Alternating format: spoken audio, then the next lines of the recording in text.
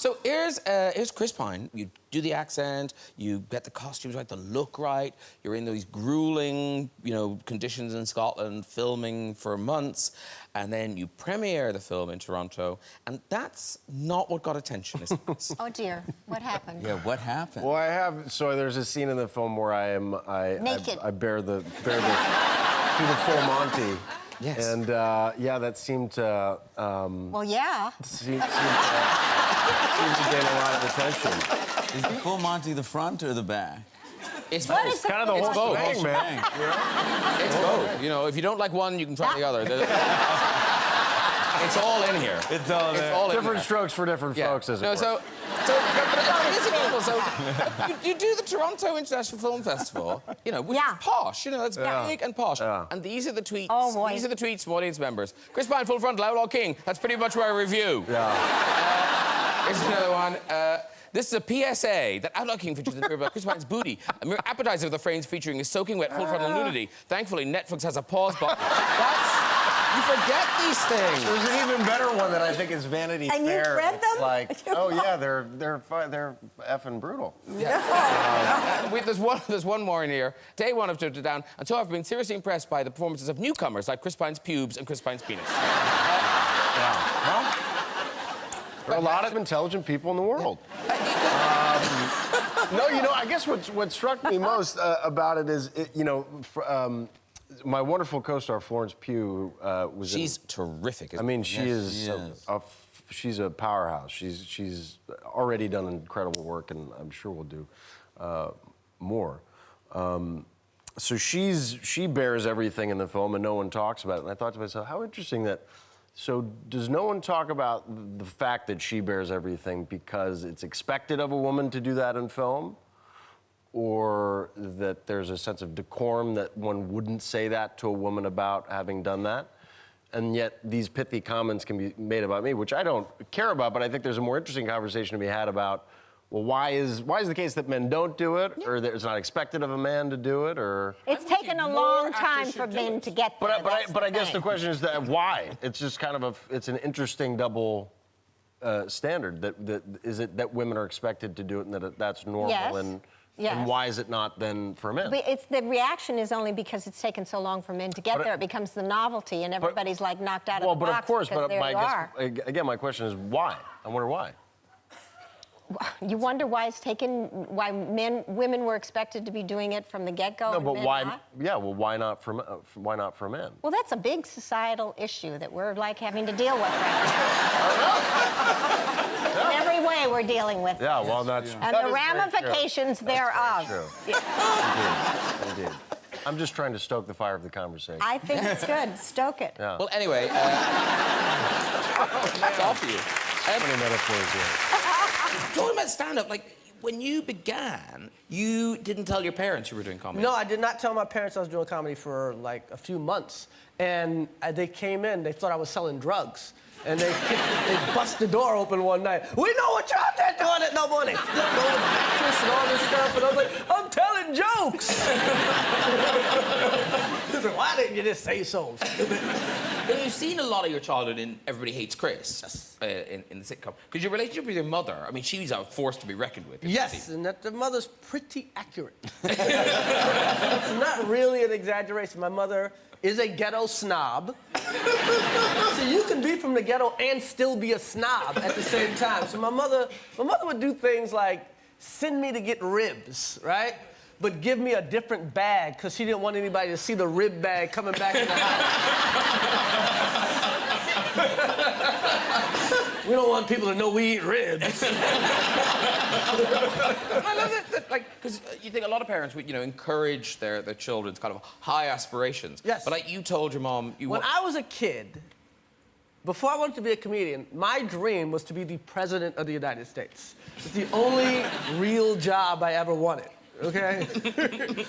Only time I wanted an office. I wanted to be the president of the United States. And I told my mother, and she's like, you better not, you'll get shot.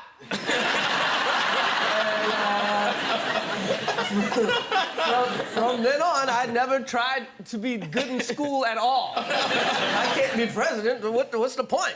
Evidently, Obama's mother did not say that. She had a different message.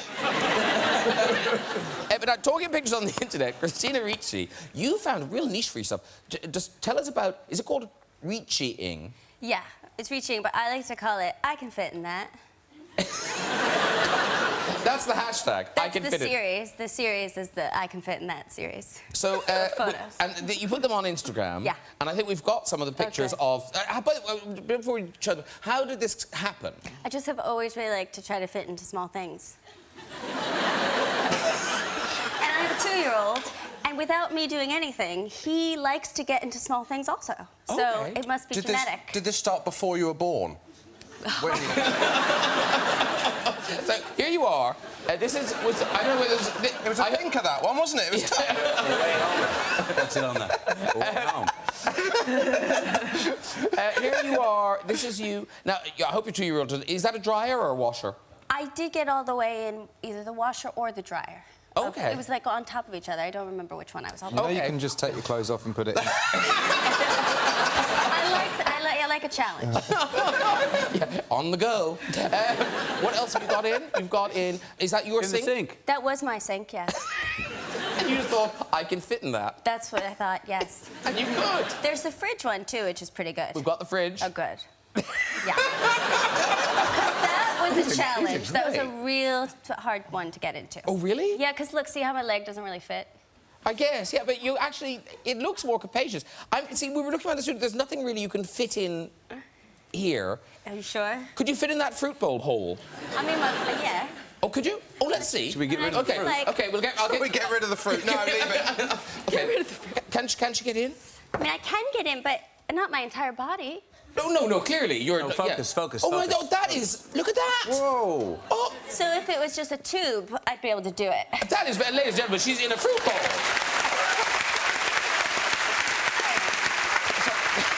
I don't flash anyone or lose a shoe. That is a first. We've never had a guest in the fruit bowl before. Well done. Well It would done. be very disappointing if you'd said, we do that every week. Talking of accents, this is a weird thing. So, Chris Pratt, this seems so unlikely that you have now learned how to do the voices from Towie. Yeah, sort of, yeah. Well, How is that possible? We love that garbage TV back in the States. My wife was crazy about it, and when I was here filming Guardians, we shot Guardians of the Galaxy here in London, and my wife Anna came out to visit, and she fell in love with this show, Towie, The Only Way is Essex. It's this show that's like basically their Jersey Shore. It's the Jersey Shore from here. It's like this town somewhere, Essex, I guess, and these folks are just like the worst. And it was like, I'm a parrot a little bit, and so when I hear it all the time, I just started picking it up and started like I could pick up their accent and do their accent a little bit. I'm okay. This is gonna sound. This is really embarrassing to do in front of a whole room full of Brits here, but I'll try it anyways. So it's like, honestly, I saw this guy.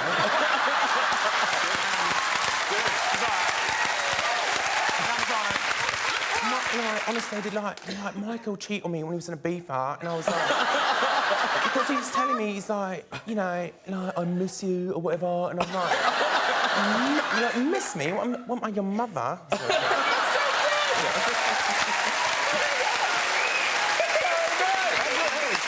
the only accent I can do.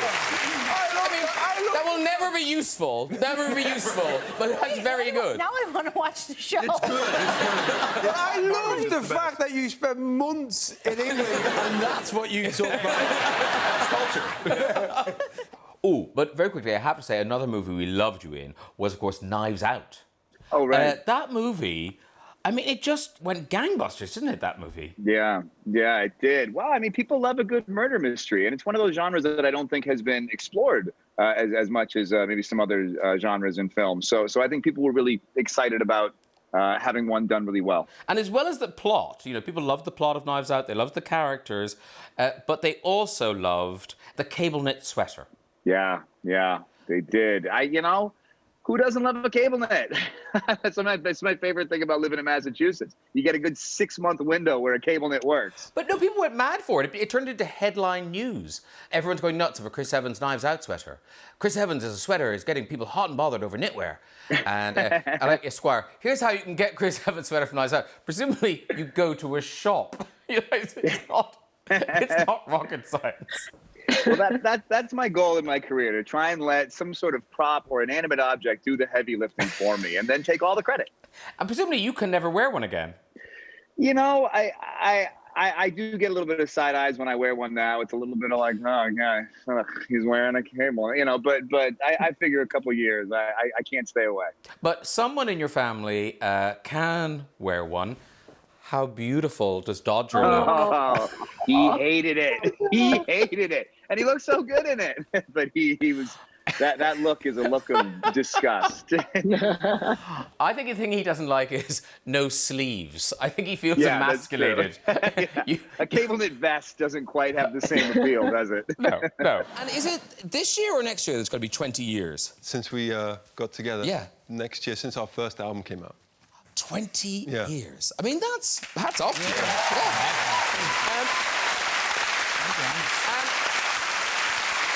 You know, 20 years ago, I think this is your first ever photo shoot. And bear in mind, this is the photograph they approved. There were worse pictures from this photo shoot.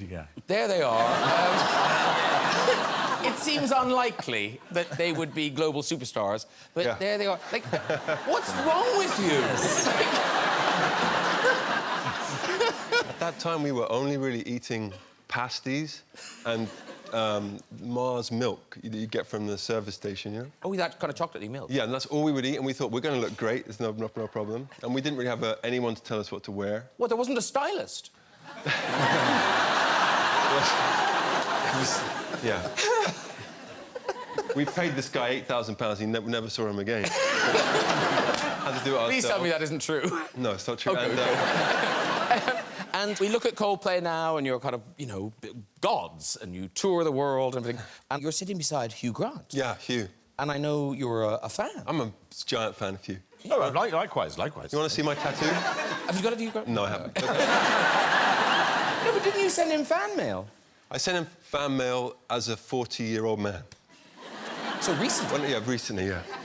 Not so much since the restraining order, but... No, it was really nice of you. You did. I was very flattered. Thank you, but every time I've met Hugh, he's very grumpy. And he's like, yeah, whatever, rock star, fuck off. and then starts flirting with your other half. And so I thought...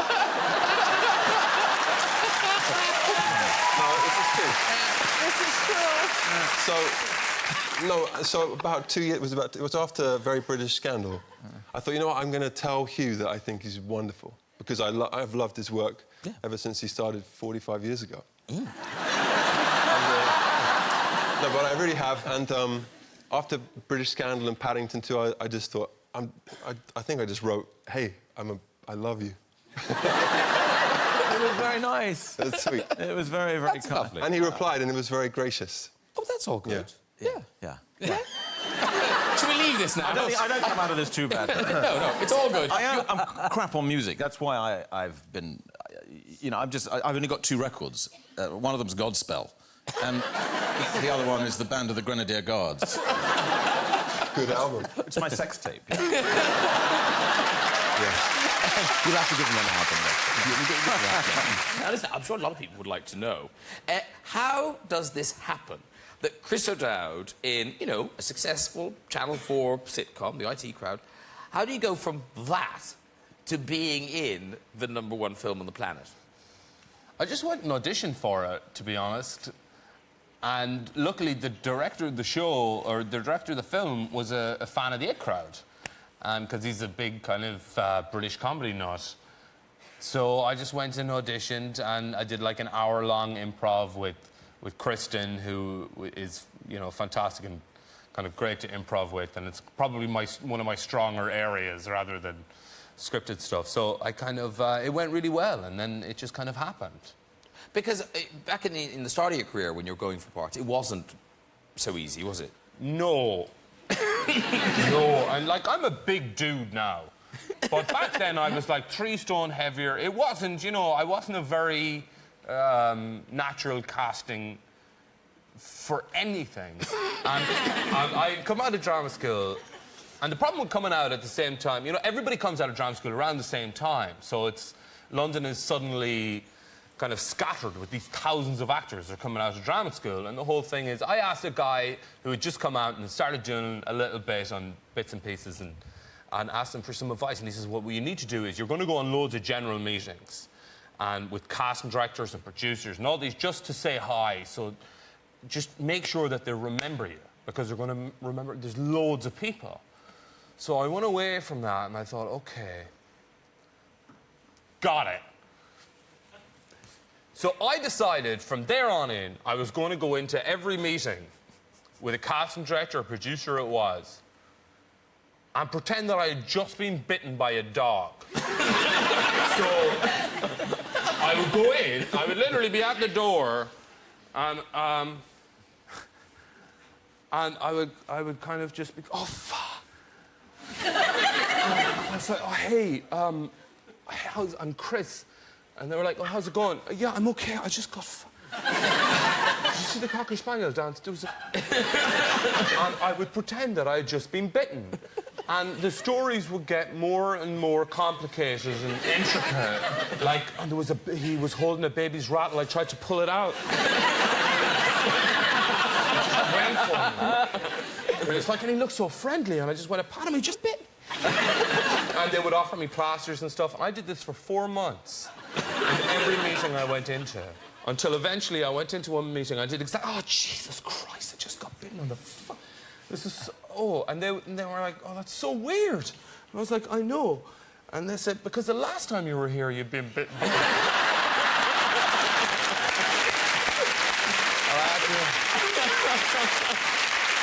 don't know if I thought that they were kind of... The meeting was going to end and everybody in the room was going to go... I really like that guy that was bitten by a dog.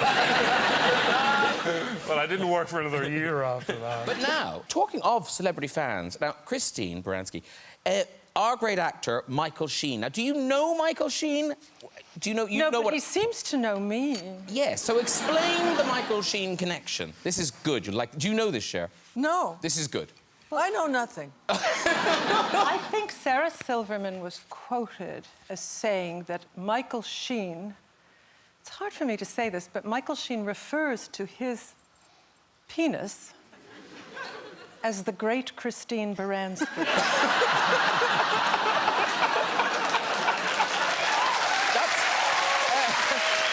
Do you have any idea why?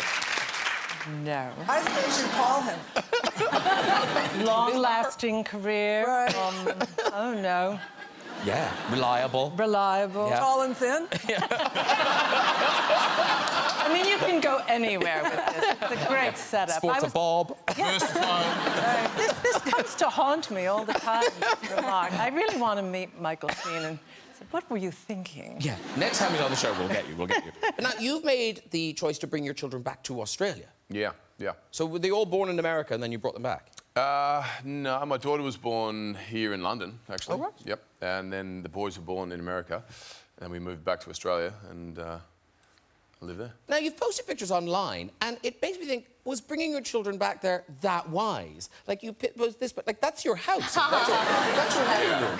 Yeah, that is, that's one of the bedrooms, yeah. Is it one of the children's bedrooms? Occasionally, yeah. Then, not since that snake lives there. And then you post this one as well. Like, is that in your house? It is, yeah. They're better than paparazzi, though, those animals. Okay. It's a lot more paparazzi in LA. I would take paparazzi over the spider and the snake. Yeah. You know that snake, what you don't see, we'd had a couple of drinks that night when we discovered that snake in the bedroom. And I love Australia. I love Australia. We had a few drinks when we found the snake in the bedroom. It was a Friday or Saturday night, and we're all standing there going, what is it? And someone's like, it's a brown snake, which can kill you, very quickly. Someone's like, no, it's a tree python, it's something else, it's this. And I just launched into, like, action mode, grabbed it by the tail, picked it up, and everyone starts freaking out, and it starts to kind of coil itself back up toward me, which is getting ready to strike. And I remember thinking, what the hell am I doing? So I just kind of threw the snake back into the bedroom and shut the door. And we don't go in that bedroom anymore. Just got a nail, boarded that thing up. We have a little mobile with stars and suns on it that just goes around. You